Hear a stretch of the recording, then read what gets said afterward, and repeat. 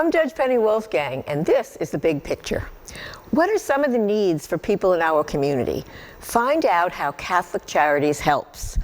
As we get ready to celebrate Teacher Appreciation Week, hear from students and educators on the importance of good schooling, all part of our salute to excellence in education. And Russell Salvatore goes bowling, all for a good cause. We head to the lanes to find out why. Right here, right now, on The Big Picture.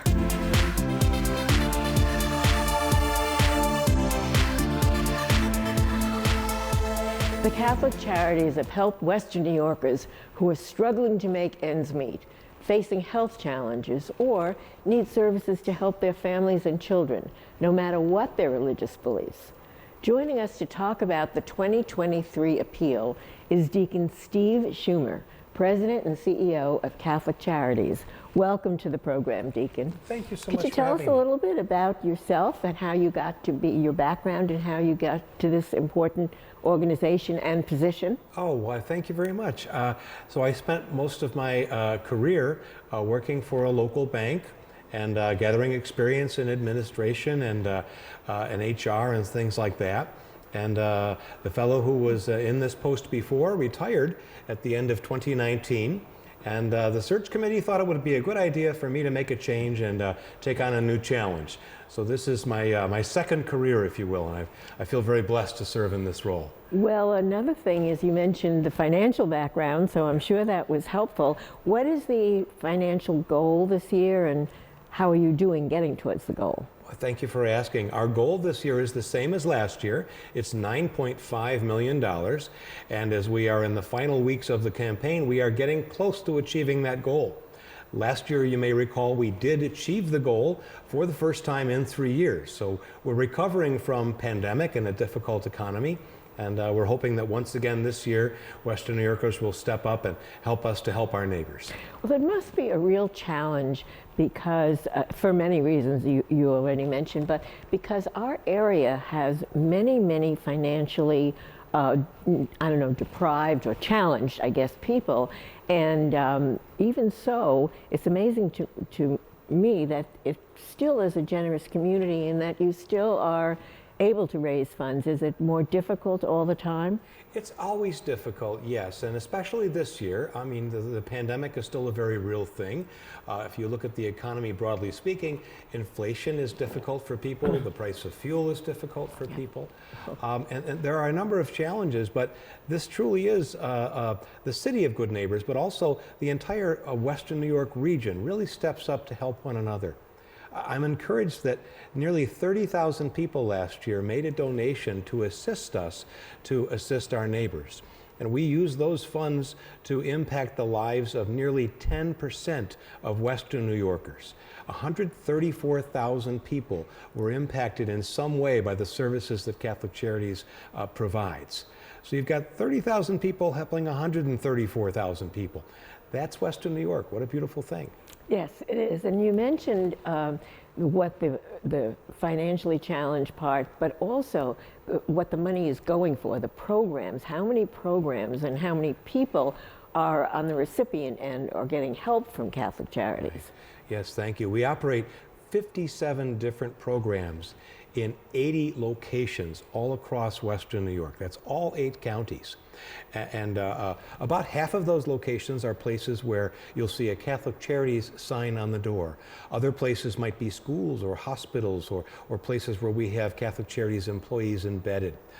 There's 350 employees for Catholic Charities and another 200 and something volunteers. So there's a lot of hands making the work go.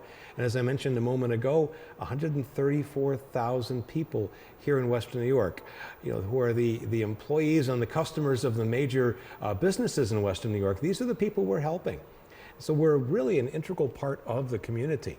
What are some of the examples of food, clothes, what kind of assistance? Absolutely. We run a rather large behavioral health practice.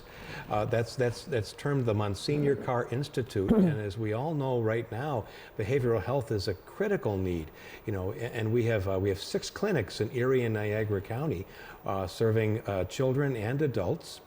We have 9 food pantries across the footprint. We also administer WIC for Erie, Niagara, and Chautauqua County, a very, very large program helping young families, mostly moms and babies.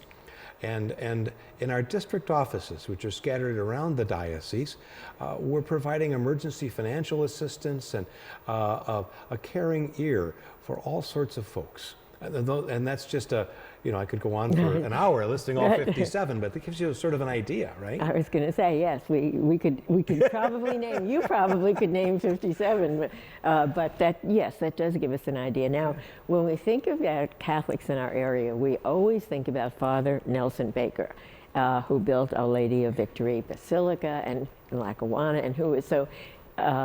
We always are curious what's happening with the sainthood we've heard about, and also what does he have to do with your Catholic Charities today? Absolutely. We're so pleased.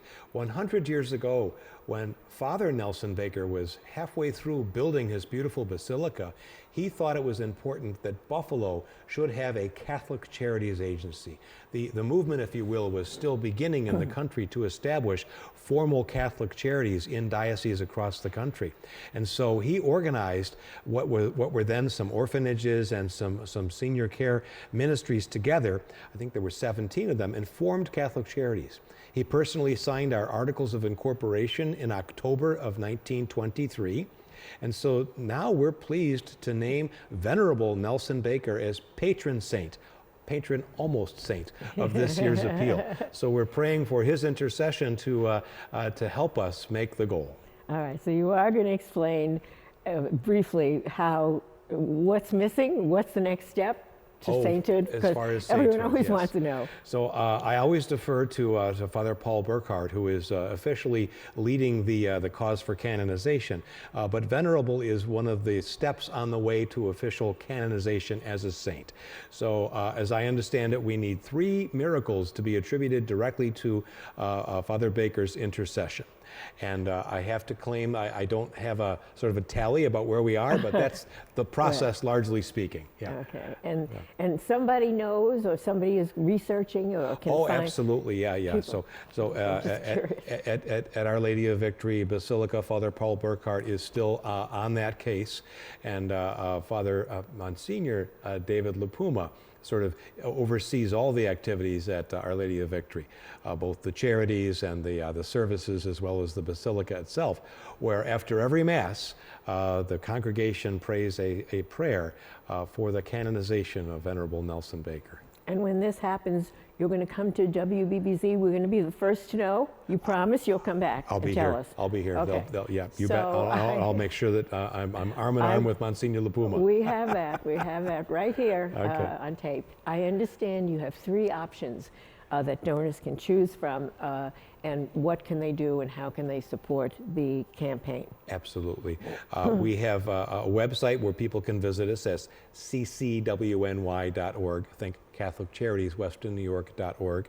People can call us on the telephone at area code 716-218-1400. And they can also text to give. I don't know if we have that number to put up on the screen. We will. Okay. And those are convenient options. I recommend calling us on the telephone because you get to talk to Jennifer, who's this lovely woman in our office who is very pleasant to speak with.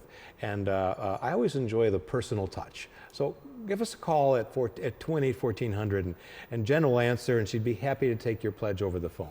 Yeah, we're personal touch people here too. You know, we are human yes. services. And we emphasize the human part of that. Yeah. So tell us about Hope Day, which I understand is May 17th. What does that mean? Very excited. On Hope Day, we have secured over $100,000 in matching funds from a number of very generous donors. And so if a donor calls us on Hope Day to make a pledge or to make a financial contribution with a credit card, for example, we will be able to double that donation all the way up to $110,000, I believe, is our tally for matching funds. Very popular day. We have a bunch of volunteers coming in to make phone calls. And last year, I believe we raised about $389,000, and so we're hopeful that that's a day when we really help move the goal a little bit closer to the finish line. Well, it sounds like it, and you also, I guess, have plans in the making for a summer festival religious services, and a fall gala. So there's a lot happening. We're celebrating this 100-year anniversary. We're going to culminate with a mass at the cathedral, followed by a reception. That's October the 29th. But during the summertime, we've got some fun family festivals where we're going to have giveaways and celebrations for young people and families.